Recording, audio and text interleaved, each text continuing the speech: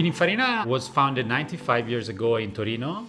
It started as a company that used to design and produce luxury cars for royal families in Europe. Pininfarina Architecture is a part of Pininfarina company. It's really fascinating to have a possibility to work on the border between the two fields, taking inspiration from automotive sector and merging it with the architectural reality. My name is Alexandra Krivolapova. My name is Giovanni De Niederhäuser and I lead the team of architects in Pininfarina, and this is the Architect Series.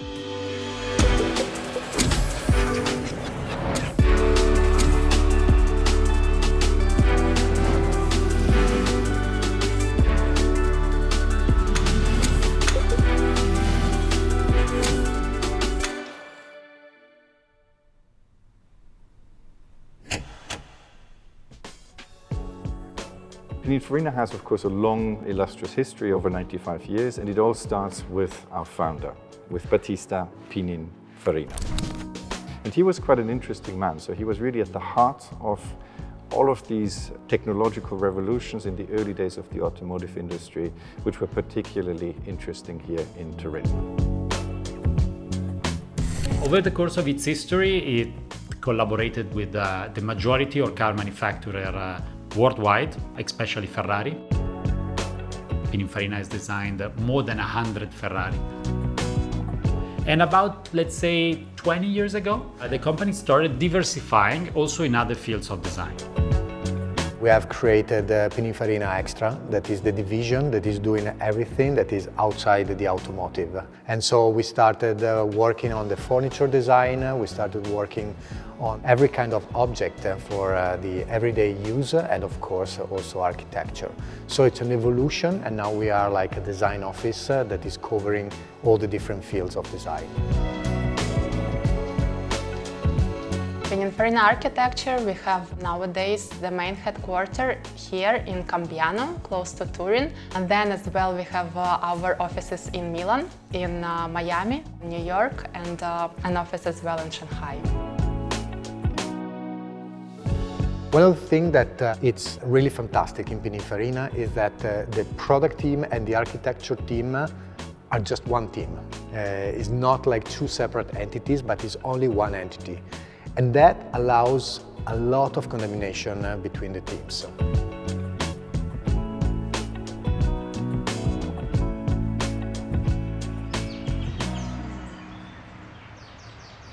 The main building was built in 1982. The original headquarters of Pininfarina was more in the city, but then they moved all the activities here. So in the main building, you see the architectural department, architecture and product, the top management, and all the labs and manufacturing activities. While on the buildings on the back, you have design, engineering, and production of the Battista. In that area, before the architectural department, they had the Pininfarina Extra. Pininfarina Extra. And initially the idea was that this will be taken care of product design, yacht design, nautical design, and of course architecture. The transition from car design to architecture, I think it happened like organically. For us, it's our newest discipline, so we've been doing architecture for maybe the last 20 years. And I think what we've learned is really giving a human quality to spaces. So we learned from years of automotive and product design, and we give a certain human touch. So it is very puristic, it's very pure, it's very minimalist, but it always has a certain warmth that goes back to these original principles of understanding on a deep level what it means to be human, what it means to be in touch with nature, and how to translate that into objects that make a better life, ultimately.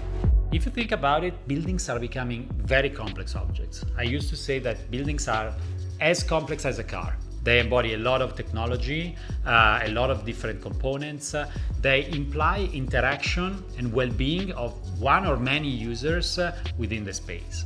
And so we say that who better than a company that was born 95 years ago designing cars can understand and manage the complexity of a piece of architecture.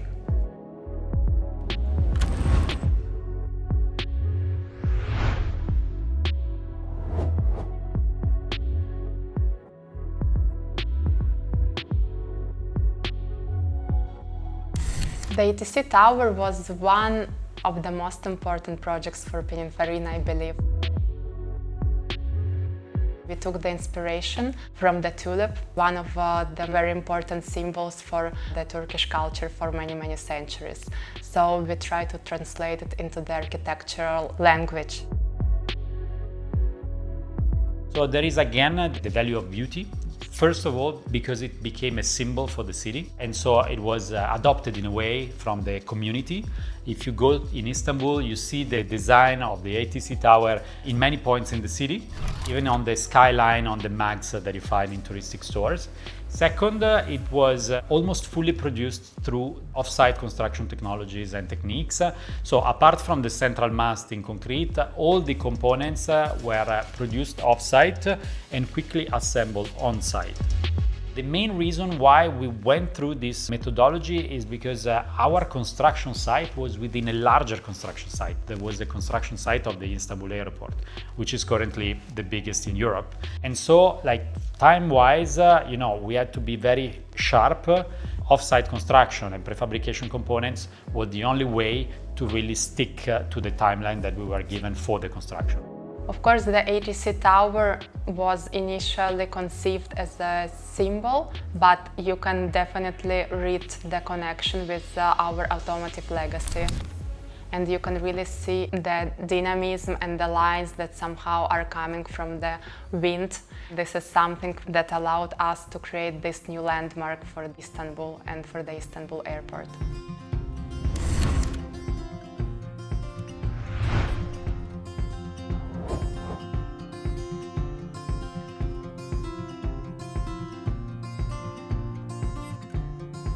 Blue Loop is a master plan project that we were developing in China. It's really interesting because I think it has the connection with the Italian cities. So the city that was conceived to be built over the water. Water is one of the guiding elements that then reunites all the districts of this master plan area. It's basically a place that had to be inspired by Italian culture and architecture. We tried to create really the environment that you can feel really human, because I believe the Italian cities, they're really pleasant to live. So you can see this also on the grid of the city, which is something unique. So instead of applying one single grid to the entire area, which is usually a strategy from urban planners, we apply different grids to different areas. And as you can see, we have the central area in which the grid is more fluid, more organic. It's basically a connection to the historical city centers of European cities.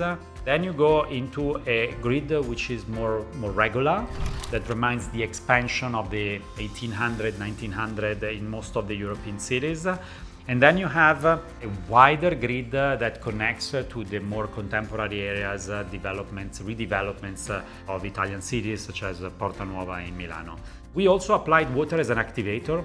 We conceived, also mobility through water to connect the different areas of the city through the canals and the river that are, so present and important in this part of China.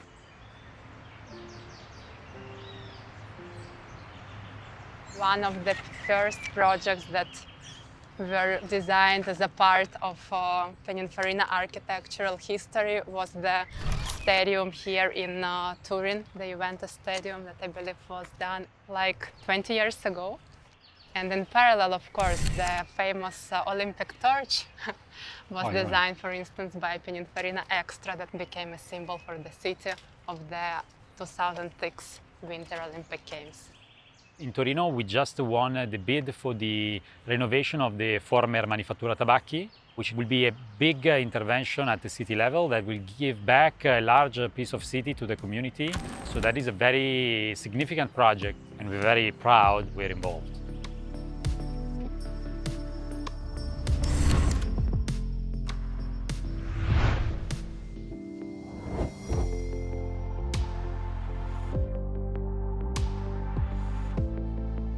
Higold headquarters is located in Shunde in China. We were following the vision of the client in this project. The client that was the son of the owner of the company had a very clear vision as his father was stepping gradually off the company and he was receiving more responsibility.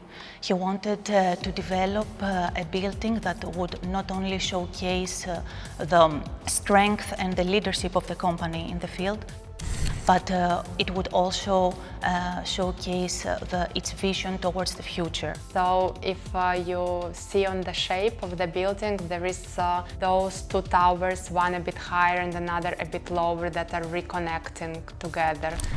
So it was a bit symbolic for us that there is this connection and this heritage between the father and the son. So how is this link between tradition and future depicted in our building? It's shown through this ribbon that spans between the two building volumes. This ribbon integrates the green zones that can be or terraces, indoor and outdoor, or green rooftops. So practically it becomes in this way the social heart of the building. The outline of the building was conceived as a continuous line that it's akin to a pencil that it's never lifting from the paper. It's one of the projects where you can really read the consistency between the exterior and interior spaces. You can really see the same strong and symbolic lines, for instance, in the main lobby. So you have one really strong, unique gesture that becomes the back of the reception, creating a kind of feeling of the stage. We have a lot of stainless steel installations inside, so we will see a lot of reflective metal surfaces combined with matte metal surfaces that give this high-tech, cosmic feeling in the interiors that even the client really wanted. The facade itself is another example of how the sustainability concept is integrated in this project, because we're talking about a double glazed facade that reduce heating and cooling needs in the building. It's very efficient energetically. At the same time, it absorbs all the unnecessary noise from the surroundings, and with its transparency, it allows obviously to have an uninterrupted view towards the surroundings.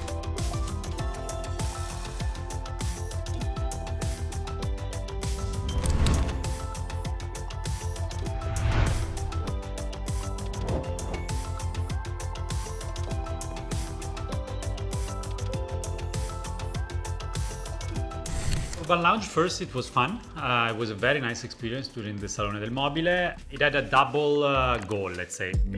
From one side, we were invited by Rossana Orlandi at Rock Guiltless Plastic, which is an event that she used to do every year to pass the message that plastic by itself is not a negative material. It's the way we use plastic that makes a difference. And so we created, first of all, this installation that is fully 3D printed in recycled plastic to give the message that plastic can be reused and can also lead to very complex shapes and buildings or objects that can have an impact at the urban level. The impact of the object itself was about microclimate mitigation.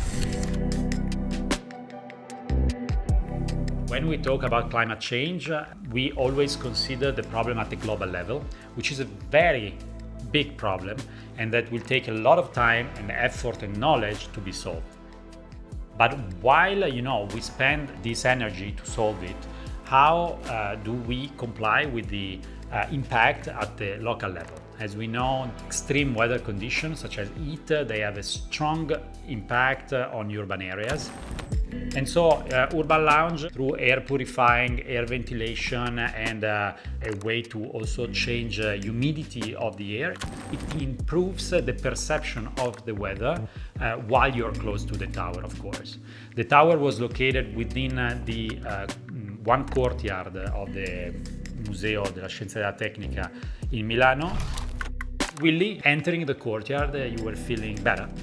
It was fresher, the air was cleaner, and so there was a significant impact in terms of well-being.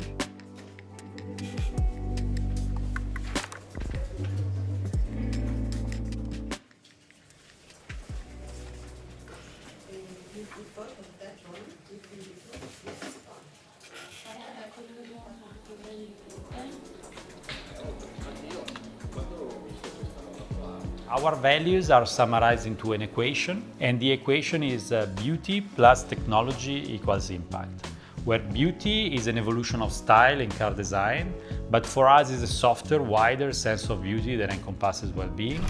Technology is, of course, technology both in the design process, applying the latest generative and parametric design technologies, but it's also technology embedded into the objects of our design. Together, beauty and technology, they have to generate a positive impact. For us, it's mostly social impact. How through design we can improve people's life and life of the communities we insist upon. When we think about a building, when we think about the space where the people will live, we always try to imagine how we can bring something that really connect with the style, with the elegance of Pininfarina.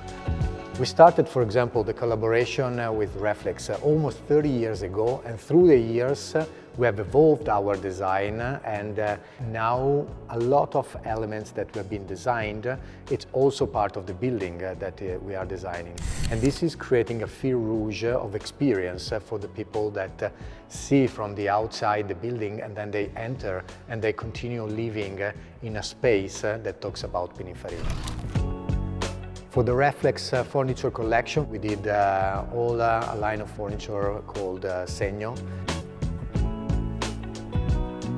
We worked by combining some precious material, textile and wood, and creating a nice dynamism of lines. It is not over-designed, this is very important for Pininfarina, but it's just one simple gesture that gives a lot of character to the elements of furniture that we design. And through the years, we've been evolving this line from the sofa to the chair to the illumination, the table. So we really create a full space, a full scenario where really we can talk the language of Pininfarina in every single element of the room where the people will live.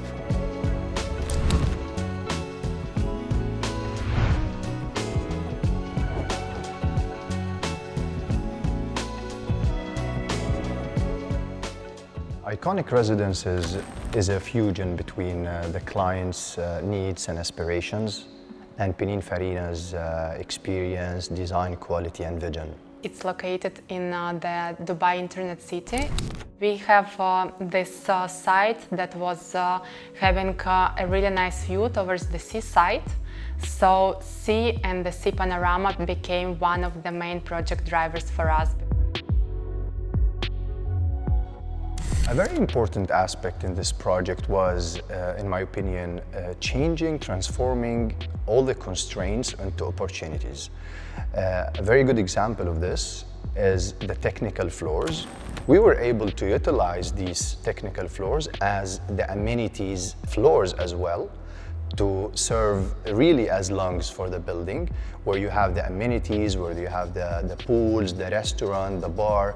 And I think in this way we were able to get something out of these technical floors and not to waste any of the spaces, and yet provide these interesting amenities for all the users.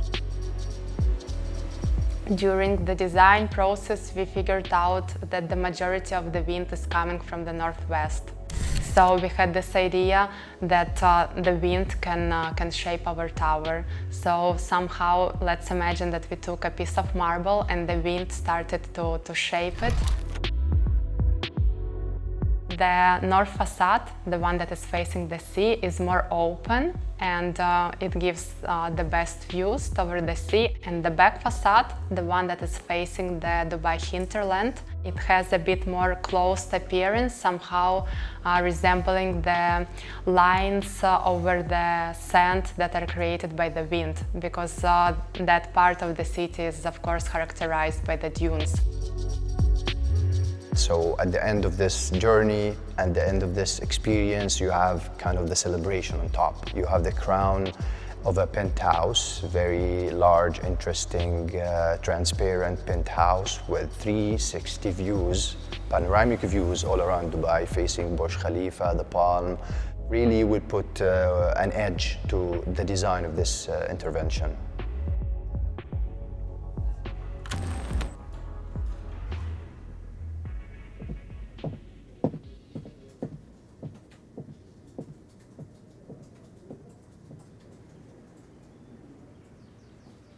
One of my favorite cars, of course, became one of the cars that were designed by Pininfarina, and this is the Cisitalia.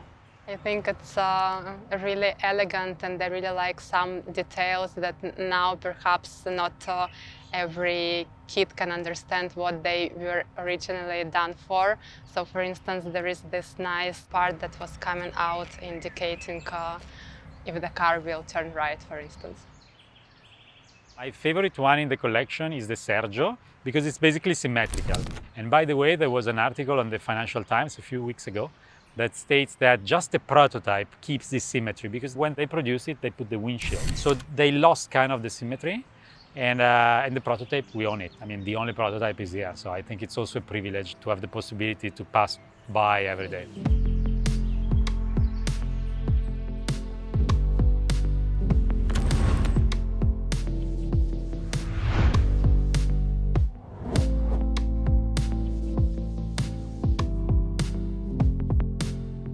CoFactory for us is a cultural project.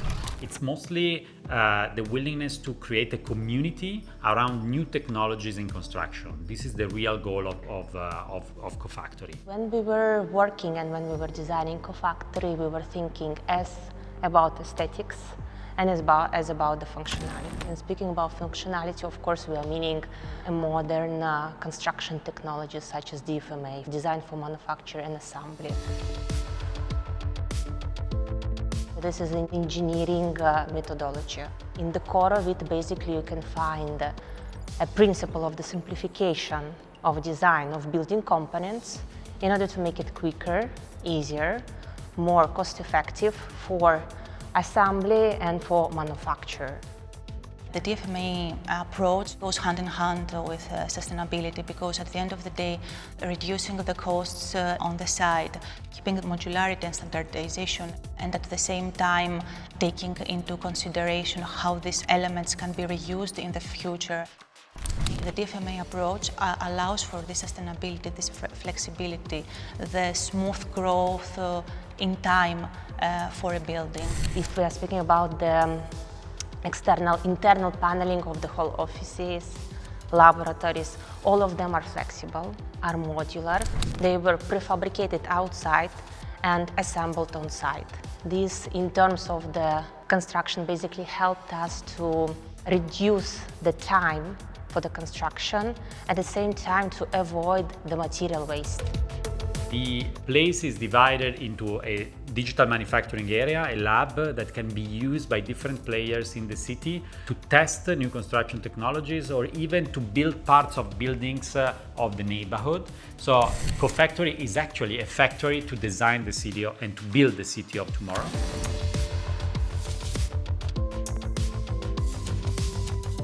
We have different laboratories. On the left side, we have 5 laboratories which have quite energetic monochromic tones. We thought that it would be cool and great to give an opportunity to the users of these laboratories to choose a specific room with a color which is closer to their DNA. The overall building is intended to be open to the city, open to the community, and the cultural impact of the building is the most important part of it.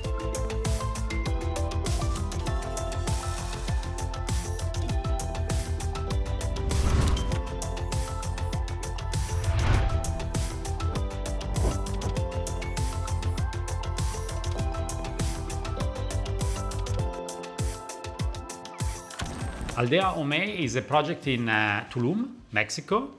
It's half a resort, so touristic purpose, and half a residential intervention for a permanent community. This was required by the client because the initial idea was to do like a touristic destination, but they wanted to make it a real destination. So that's why they also conceived to have a permanent community, to create a real lifestyle that the tourist can experience firsthand. So it's not a fake touristic destination that just recreate an experiential environment. We are in the middle of the forest, so of course the integration with nature is very important. And this happened from one side, trying to minimize the impact on the natural environment, and from the other side, applying this very fluid design that is inspired by the South American architects of the 50s, and that creates kind of a magical effect. The input that I gave to the team when they started working on that was like, conceive the architecture as if you were in a book from Gabriel Garcia Marquez. So try to recreate that kind of magic. And I think in a way they did. It's also the first master plan that is branded by Pininfarina. The client says the first community branded by Pininfarina, because the full name is actually Aldea U May, designed by Pininfarina.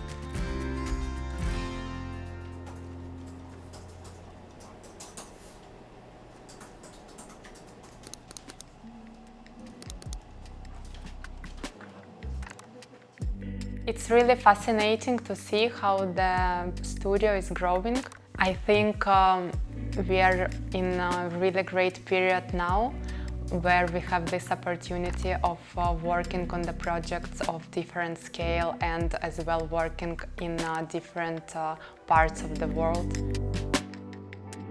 This is an opportunity that I think will be very helpful in the future, because more and more it's not going to be about designing one product, but it's thinking how this product will live inside an environment. So having this a bit more open breath of Pininfarina will help us on making sure that we will always be contemporary with what we do, and we will always create an impact for the life of people. If I look at the future of Pininfarina in architecture, the goal for me would be more and more become an active voice in the field of architecture. So of course projects are important, but I would like also to configure Pininfarina as an open platform for innovators to amplify values, technologies that can really allow us to shape and imagine the world of tomorrow. So Pininfarina, of course, is a very innovative company, but there are certain traditions that we continue to this very day. The approach is when you cannot set out to become timeless, just like you cannot set out to become iconic. This is what happens afterwards, and it's out of your control. What you can do is to make sure that you have the biggest possible impact. So you do something that is so pure, so essential, so advanced as you can be, so that when the product or the service or the building gets into the market, it has a big impact. It is relevant, it makes a difference. And then, because it is so strong, it will remain relevant, it remains fresh for a relatively long time. So it's almost a contradiction. You need to be very advanced, very innovative in the beginning to last for a long time.